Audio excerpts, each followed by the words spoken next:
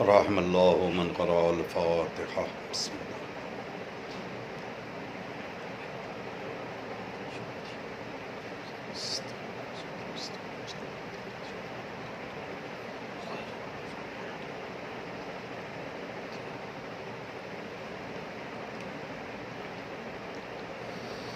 لا حول ولا قوة إلا بالله العلي العظيم. أعوذ بالله من الشيطان اللعين الرجيم. بسم الله الرحمن الرحيم.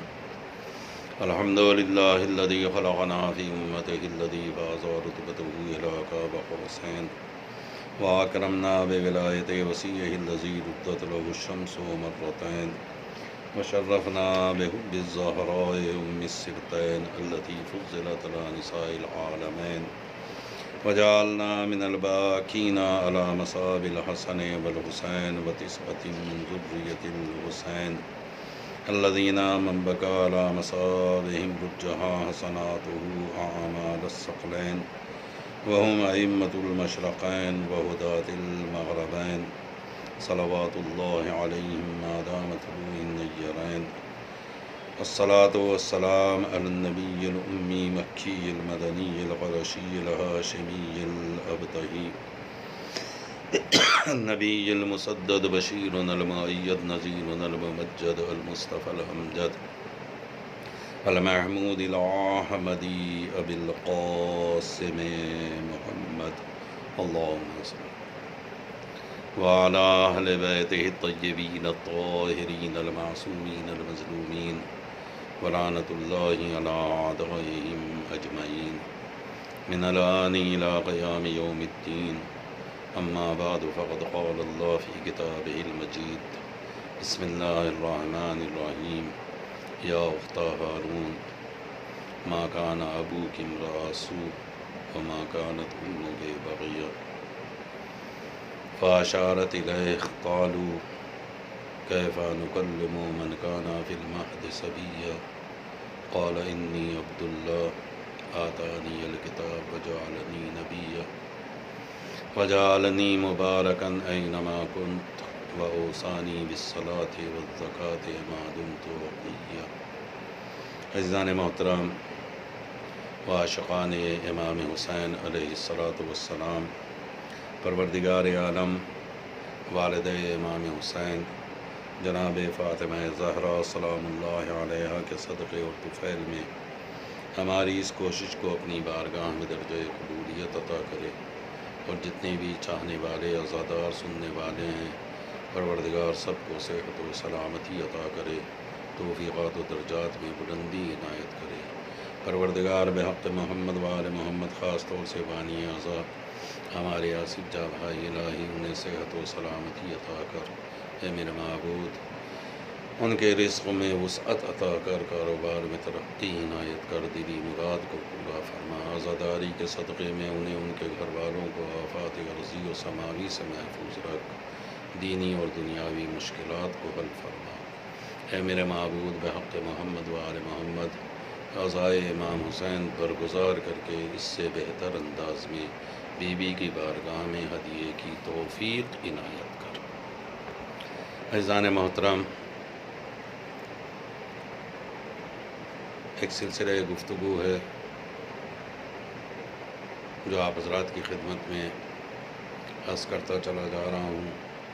عزادارو، کوشش کرو کہ بہترین انداز میں عزاداری منائیں، اس طریقے کی عزاداری منائیں کہ جس سے ہمارا امام خوش ہو اور نبی کی بیٹی جناب فاطمہ زہرا خوش ہو۔ ہم اپنی چاہت کے مطابق، اپنی خواہشات کے مطابق اپنے اعتبار سے عزاداری نہ کریں کہ میرا جی چاہتا ہے میں ایسا کروں، میرا جی چاہ رہا ہے میں اس طریقے کی عزاداری کروں۔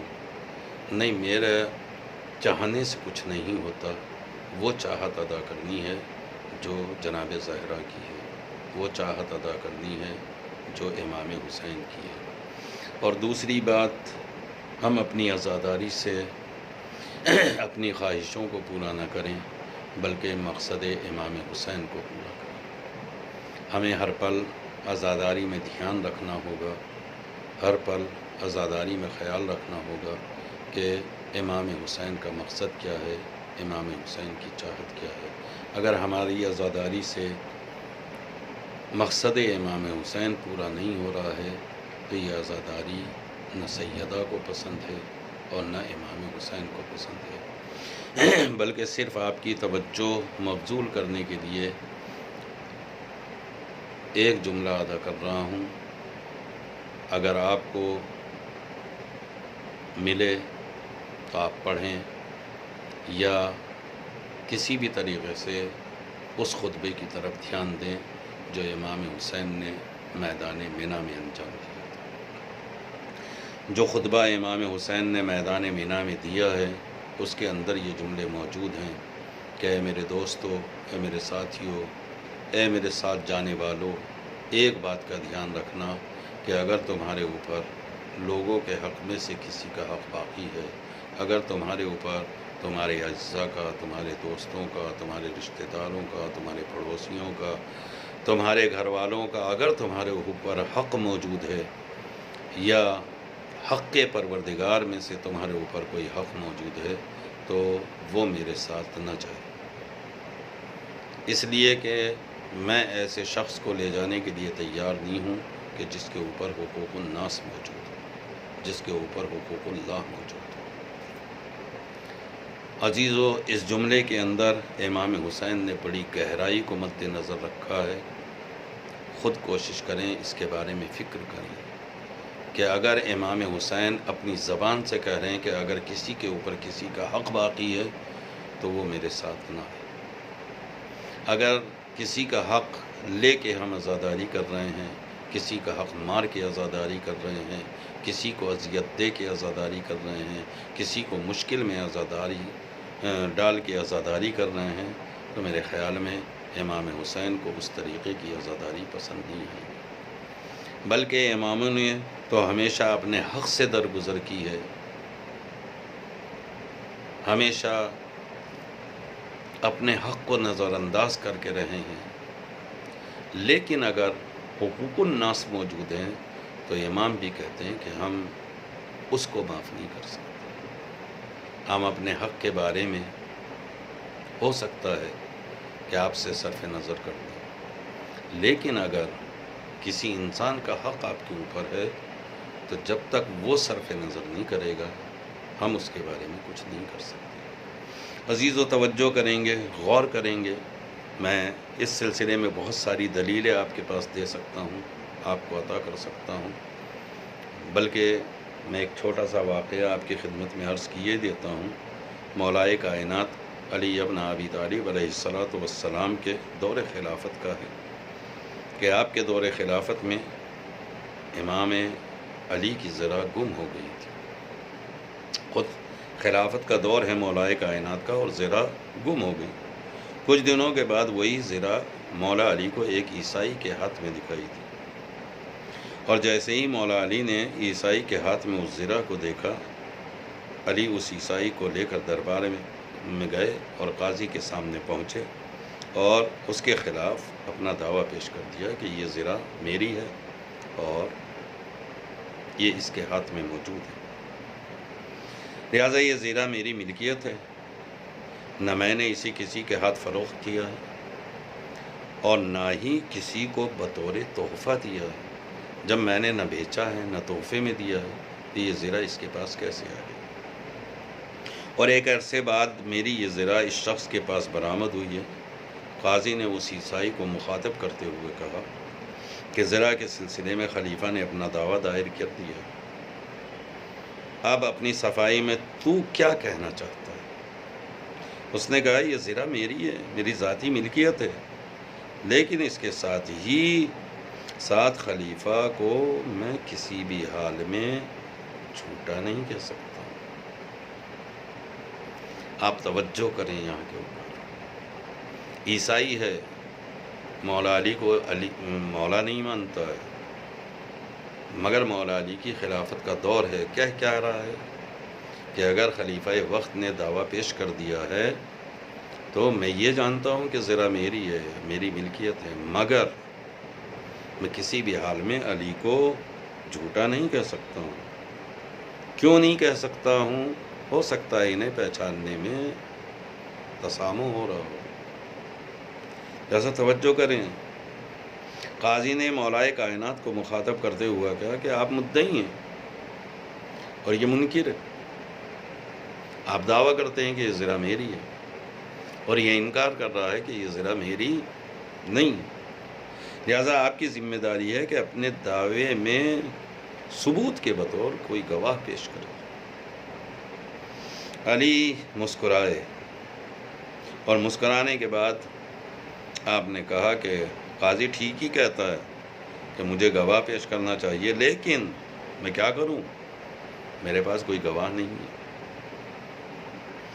گواہ کی موجودگی نہ ہونے کی بنا پر قاضی نے عیسائی کے حق میں فیصلہ دے دیا۔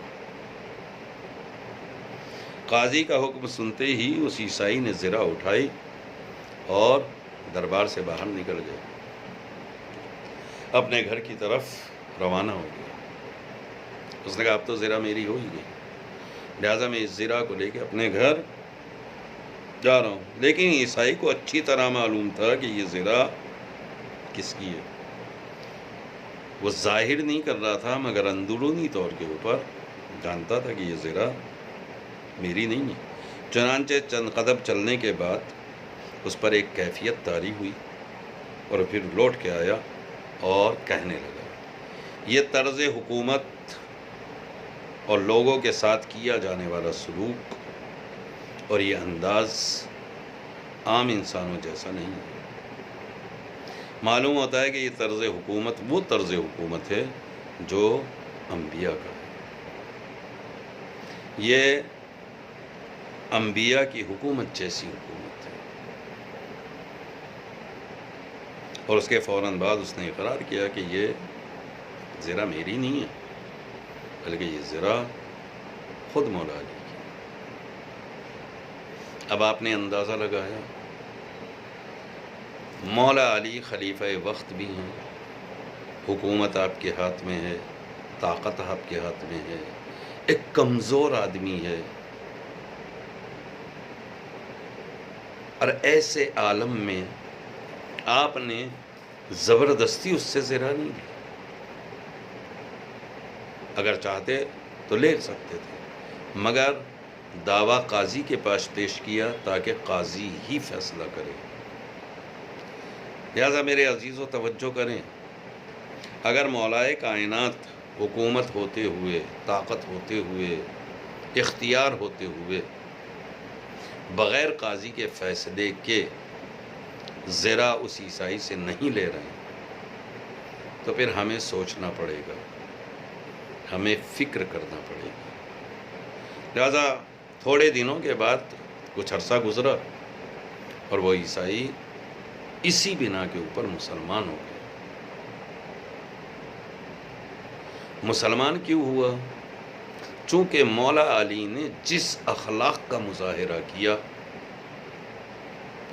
وہ عام انسانوں کے بس کی نہیں۔ ہم جب بھی ایسے مرحلے میں آتے ہیں تو اپنے جذبات میں بہہ جاتے ہیں، اپنی خواہشات میں بہہ جاتے ہیں۔ اگر ہمیں اس دنیا کے اندر ذرا سا عہدہ مل جائے تو ہم سب کو ہیچ سمجھنے لگتے ہیں۔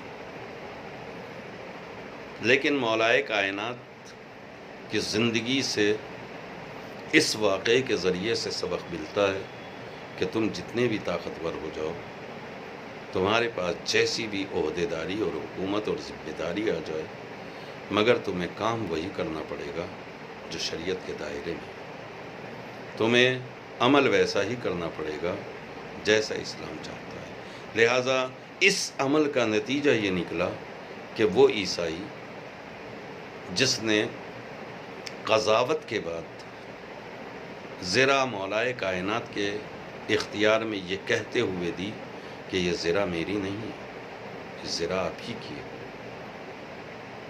مگر اس کا اثر یہ ہوا کہ تھوڑے دنوں کے بعد وہ مسلمان ہو گئے اور انتہائی ذوق و شوق کے ساتھ جنگ نہروان میں مولا علی کے پرچم کے سائے میں دشمنوں کے خلاف اس نے جنگ بھی کی۔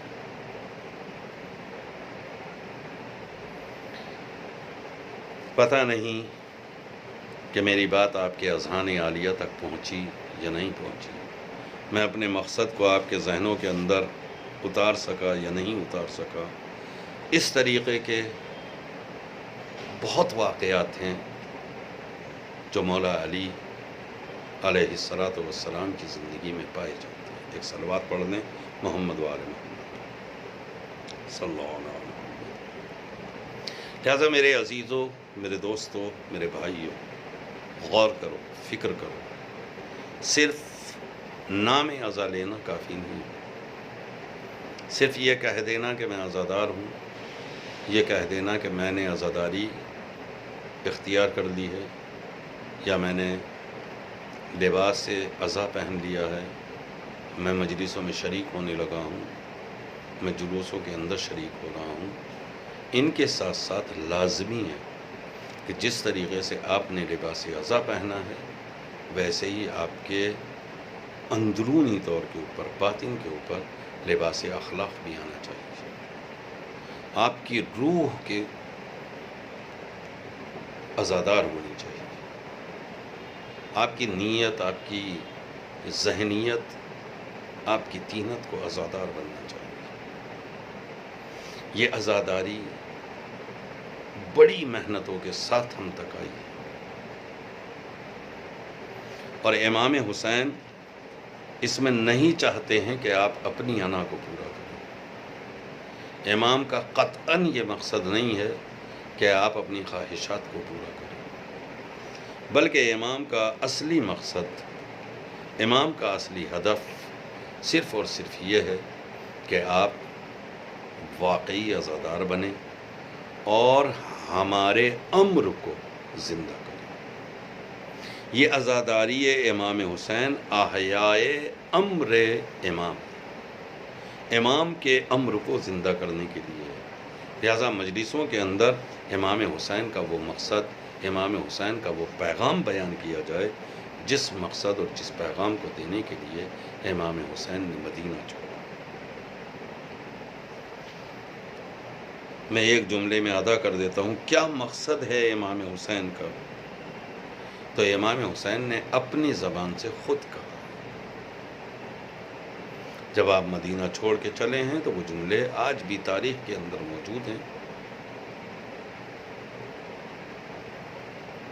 امام حسین نے اپنے ہاتھوں سے لکھے کہ میں مدینہ اس لیے چھوڑ رہا ہوں، اسیرا بسیرت جدی رسول اللہ صلی اللہ علیہ وآلہ، وسیرت ابی علی ابن ابی طالب علیہ السلام۔ میں چاہتا ہوں کہ زمانے کے اندر سیرت پیغمبر اسلام روشن ہو۔ میرا ہدف، میرا مقصد ہے کہ لوگ سیرت مولائے کائنات کے اوپر عمل کریں، وَآمُرَ بِالْمَعْرُوفِ، اور نیکیوں کا حکم دے، وَأَنْہَا عَنِ الْمُنْکَرِ، اور برائیوں سے روکا جائے۔ امام حسین کے ایک چھوٹے سے جملے کے اندر یہ 4 ہدف تو موجود ہیں کہ سیرت پیغمبر ہو، سیرت مولائے کائنات ہو، امر بالمعروف ہو، نہی عن المنکر۔ اب ہمیں اپنے معاشرے کے اندر، اپنے ماحول کے اندر، اپنے لوگوں کے درمیان میں یہ تلاش کرنا پڑے گا کہ سیرت نبی پہ عمل ہو رہا ہے یا نہیں ہو رہا ہے، سیرت مولا علی روشن ہو رہی ہے یا نہیں ہو رہی ہے، واقعاً ہمیں نیکیوں کا حکم مل رہا ہے یا نہیں مل رہا ہے، واقعاً برائیوں سے روکا جا رہا ہے یا نہیں روکا جا رہا ہے۔ ہم تو اپنی بحثوں میں لگ گئے ہیں، ہم تو اپنے آپے کو نمایاں کرنے میں لگ گئے ہیں، ہم تو اپنے آپے کو دکھانے میں لگ گئے ہیں۔ ہر طرف ایک ہی ہدف ہے میں ایسا کر رہا ہوں، میں یہ کر رہا ہوں، میری مجلس ہو رہی ہے، میرا فلاں ہو رہا ہے، میرا یہ ہو رہا ہے، میرا یہ ہو رہا ہے، ہر جگہ میں لگی ہوئی ہے، اس میں کو چھوڑ کے کوئی بات ہی نہیں ہو رہی۔ جبکہ امام حسین کیا کہہ رہے ہیں؟ سیرت پیغمبر، سیرت مولا کائنات، امر بالمعروف نہیں علی منکر۔ میرا ہدف ہے لوگوں کو سیرت نبی کی طرف متوجہ کرنا، میرا ہدف ہے سیرت مولا کائنات کو بیان کرنا، میرا ہدف ہے نیکیوں کو عام کرنا، میرا ہدف ہے برائیوں کو روک دینا۔ اب اگر معاشرے سے برائی نہیں رک رہی ہے، معاشرے کے اندر نیکیوں کا حکم نہیں مل رہا ہے، سیرت مولا کائنات نظر نہیں آ رہی ہے، سیرت پیغمبر اسلام بیان نہیں ہو رہی ہے، تو کیا سچ بتائیے گا اگر اس مقصد کے لیے امام حسین نے میدان کربلا کو آباد کیا ہے، امام حسین نے اپنے سارے گھر والوں کو قربان کیا ہے، امام حسین نے اپنے اصحاب کو قربان کیا ہے، یہاں تک کہ اپنے جگر کے ٹکڑوں کو قربان کیا ہے، تو کیا وہ امام حسین ہمارے اس عمل سے راضی ہے؟ جو خود خطبے میں کہہ رہا ہے کہ اگر کسی کے اوپر کسی کا حق ہے تو میرے ساتھ نہ آئے، اس لیے کہ پروردگار حقوق اللہ کو معاف نہیں کرے، حقوق العباد پروردگار معاف نہیں کرے۔ ہمیں معاشرے سے حرام کو روکنا ہوگا، اور جب تک بقول امام حسین علیہ السلام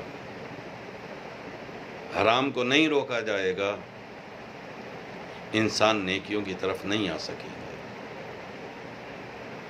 انسان برائیوں سے نہیں رک سکیں گے، اس لیے کہ نیکیوں کے حکم کا اثر تبھی ہوتا ہے جب بدن کے اندر حلال غذائیں موجود ہوں۔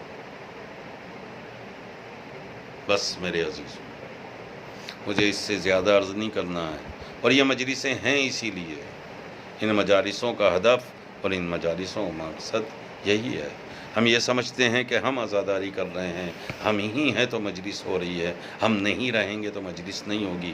نہیں، یہ مجلسیں ہماری وجہ سے نہیں ہو رہی ہیں، یہ مجلسیں ہماری بنا پہ نہیں ہو رہی ہیں، یہ مجالسیں انہو محل محمد المصطفیٰ و علی المرتضیٰ و فاطمۃ الزہرا،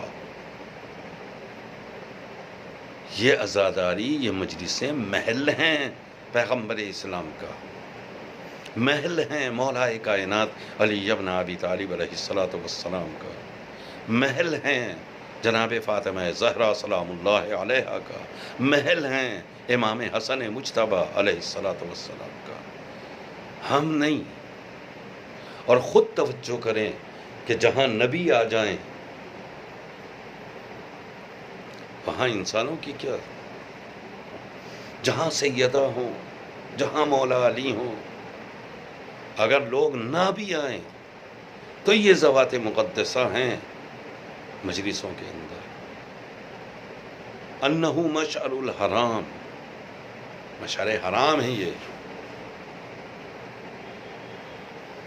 لہذا توجہ کریں۔ مشہد و ملائکۃ المقربین، بڑی بعظمت ہے یہ مجلس۔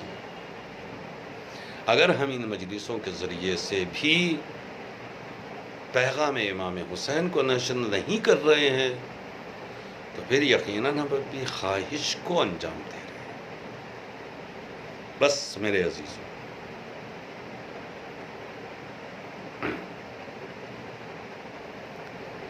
آج کتنی محرم کی 7 تاریخ ہو گئی، امام بارگاہ بیت النجات میں عشرہ مجالس سن 1400 ہجری کے عشرے کی یہ 7ویں مجلس ہے۔ عزیزو، آہستہ آہستہ جو فاطمہ کا لال ہمارے گھروں کے اندر، ہمارے عزا خانوں کے اندر مہمان بنا تھا، وہ آہستہ آہستہ ہم سے رخصت ہونے جا رہا ہے، اس لیے کہ 7 دن گزرنے کا مطلب کیا ہے کہ آدھے سے زیادہ وقت گزر گیا، مگر ابھی ہم نے سیدہ کو نہ ان کے لال کا پرسہ دیا، نہ کسی کربلا کے شہید کا صحیح سے پرسہ دے سکے ہیں۔ عزیزو، مصائب پڑھنے کی ضرورت نہیں ہوتی ہے، صرف اگر زبان کے اوپر نام آ جائے تو یہی رونے کے لیے کافی ہے۔ اس لیے کہ جب بھی عزادار فرش عزا کے اوپر بیٹھ کر روتے ہیں تو کوئی اور نہیں، نبی کی اکلوتی بیٹی مسلمانوں نے جس کی پسلیوں کو توڑ دیا تھا، وہ اپنے پہلو پر ہاتھ رکھے ہوئے اپنا رومال ہر عزادار کے سامنے لے کے آتی ہے۔ میرے لال کے چاہنے والے، میرے لال کا ماتم کرنے والے، میرے لال پہ رونے والے، میں تیرے آنسوؤں کو رائے گاہ نہ جانے دوں۔ ہاں عزیزو، آج 7 تاریخ ہے، ہر طرف جناب قاسم کے نام کی مہندی اٹھائی جاتی ہے، جناب قاسم کا ماتم کیا جاتا ہے، جناب قاسم کا جناب فروا کو پرسہ دیا جاتا ہے۔ کون ہے قاسم؟ حسن کا لخت جگر ہے، فروا کا لال ہے۔ دیکھیے، جوانی میں جناب امام حسن کا اس دنیا سے شہادت ہو گئی۔ جناب فروا کی بھی عمر بہت زیادہ نہیں تھی، مگر ہم نے دنیا کے اندر دیکھا ہے کہ جب بھی کوئی بیوہ اپنے مرحوم شوہر کے بچوں کو پالتی ہے تو اس کی نشانیاں سمجھ کے پالتی ہے، اپنے سارے ارمان انہی بچوں کے ذریعے سے پورا کرتی ہے۔ یہ میرے شوہر کی نشانی ہے، ایک دن میں اسے دولہا بناؤں گی، ایک دن میں اس کی شادی رچاؤں گی، ایک دن میں اس کے ہاتھوں پر مہندی لگاؤں گی، یہ میری ضعیفی کا سہارا بنے گا، یہ میرے بڑھاپے کا سہارا بنے گا۔ ہر ایک بیوہ اپنے شوہر کی نشانی کو انہی ارمانوں کے ساتھ پالتی ہے، مگر قسم خدا کی کائنات کی عورتیں اور ہیں اور فروا اور ہے۔ اس لیے کہ کائنات کی ہر عورت جب اپنے بچے کو اپنے مرحوم شوہر کے بچوں کو پالتی ہے تو بہت سارے دنیاوی ارمان لے کے پالتی ہے، لیکن فروا جناب قاسم کو اس لیے پال رہی ہے کہ کربلا کے میدان میں اسے حسین کے اوپر نثار کرنا ہے، کربلا کے میدان میں اسے حسین کے اوپر قربان کرنا ہے۔ عزیزو، شب عاشور تھی اور امام حسین تمام خیموں کی نگرانی کرتے کرتے رات کے نصف حصہ گزر جانے کے بعد ایک خیمے کے اندر داخل ہوئے۔ اب جو خیمے کے اندر داخل ہوئے تو تاریخ نے لکھا ہے کہ اس خیمے میں باب الحوائج حضرت عباس بھی تھے، علی اکبر بھی اسی خیمے کے اندر موجود تھے اور جناب قاسم بھی موجود تھے۔ عزیزو، یہ جناب عباس و علی اکبر اپنی اپنی تلواروں کو سان دے رہے تھے اور کربلا کا نقشہ بنا رہے تھے کہ میرے لال علی اکبر، کل تمہیں اس طرف سے حملہ کرنا ہوگا، میں اس طرف سے حملہ کروں گا۔ اور اس کے بعد آپس میں باتیں ہو رہی تھی۔ علی اکبر کہہ رہے تھے، چچا میں اپنے بابا کے اوپر سب سے پہلے اپنی جان کو قربان کروں گا۔ جناب عباس کہہ رہے تھے، نہیں میرے لال علی اکبر، تو میرے مولا کی آنکھوں کا نور ہے، اے علی اکبر اگر تو چلا جائے گا تو میرے آقا کی آنکھوں کا نور چلا جائے گا، میرے آقا کی آنکھوں کی بینائی چلی جائے گی۔ اسی کے برعکس جناب علی اکبر کہہ رہے تھے، بابا، اے چچا، آپ تو میرے بابا کی پشت ہیں، آپ میرے بابا کی طاقت ہیں، آپ اگر چلے جائیں گے تو میرے بابا کی کمر ٹوٹ جائے گی، لہٰذا آقا آپ پہلے نہیں، پہلے میں جاؤں گا۔ عزیزو، جناب عباس کہتے تھے پہلے میں جاؤں گا، جناب علی اکبر کہتے تھے پہلے میں جاؤں گا۔ عباس کہہ رہے تھے کہ تمہارے جانے سے حسین کی آنکھوں کا نور چلا جائے گا، علی اکبر کہہ کہہ رہے تھے اب چچا آپ کے جانے سے میرے بابا کی کمر ٹوٹ جائے گی۔ عزیزو اسی عالم میں دونوں میں ایک دوسرے سے تکرار ہو رہی تھی کہ پہلے میں اپنی جان قربان کروں گا،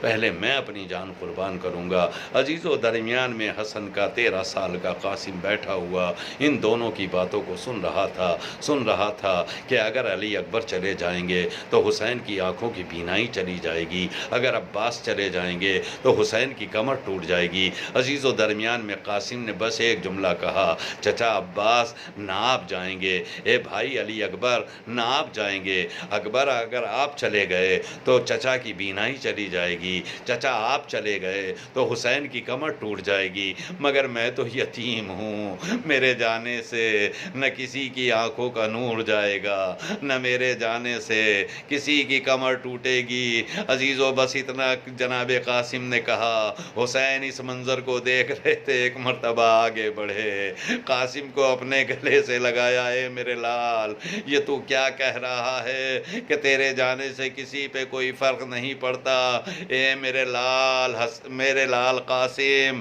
تو میرے بھائی حسن کی نشانی ہے۔ عزیزو تاریخ نے لکھا ہے کہ جب قاسم کو امام حسین نے رخصت کیا ہے تو کوئی کربلا کے میدان میں ایسا شہید نہیں ہے کہ جسے حسین گلے سے لگا کے بے ہوش ہوئے ہو، مگر جب قاسم کو اجازت دی تو چچا اور بھتیجے مل کے اتنا روئے کہ حسین پر غشی طاری ہو گئی۔ جب افاقہ ہوا تب کہا، اے میرے لال قاسم جا، میں نے تجھے خدا کے حوالے کیا، شاید آواز دیو اے میرے بھائی حسن، اے میرے بھائی حسن تمہیں کتنا خیال تھا کہ تم نے کربلا کے لیے قاسم کے بازو پر تعویذ باندھا تاکہ کربلا کے میدان میں تمہارے لال قاسم کو اپنی زبان سے اجازت عطا کر سکوں۔ سيعلم الذين ظلموا أي منقلب ينقلبون ولعنة الله على أعدائهم أجمعين إنا لله وإنا إليه راجعون۔ الہی بحق الزہرا و ابیہا و بعلہا و بنیہا، پروردگار ہماری سزاداری کو قبول فرما لے، الہی حاضرین کی مرادوں کو پورا کرنا، پروردگار بے روزگاروں کو روزگار عطا کر، با روزگار کے روزگار میں ترقی عنایت فرما۔